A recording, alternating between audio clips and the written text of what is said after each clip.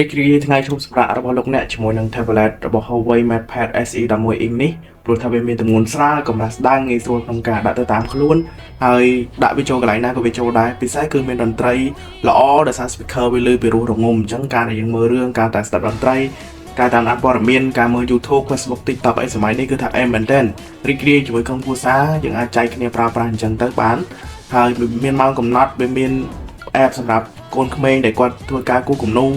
ធ្វើការលេងហ្គេមអីបានបន្តិចបន្តួចដែរហើយការកំណត់ម៉ោងក៏មាននៅក្នុងនោះដែរគឺថាអេមែនទែនចឹងហើយក្រុមគ្រួសារដែលរីករាយស្រាប់បំប្រងតើតែមានរបស់កំសាន្តដែលយល់ចិត្តអញ្ចឹងផងដែរជាមួយនឹងបច្ចេកវិទ្យាដែល share screen ពីទូរស័ព្ទទៅកាន់ tablet ក៏បានមើលជាមួយនឹងការធ្វើមុខម្ហូបការធ្វើជំនាញផ្សេងៗគឺថារីករាយហើយស្រាប់បំប្រងនៅពេលដែលមានវាហើយពិសេសគឺមុខងារអានសភៅនេះឯងសម្រាប់ចាស់ៗដែលគាត់ខ្សោយភ្នែកពិបាកមើលអីក៏បារម្ភអីគឺថាមានអានេះមួយមានទំនុកចិត្តហើយថ្មធំ 7700 មីលីអាំពែម៉ោងរីឯកម្លាំងសាកវិញរហូតដល់ 22.5 វ៉ាត់ឯណោះអញ្ចឹងសាកថ្មឆាប់ពេញមែនតើមិនភ័យព្រួយនោះទេ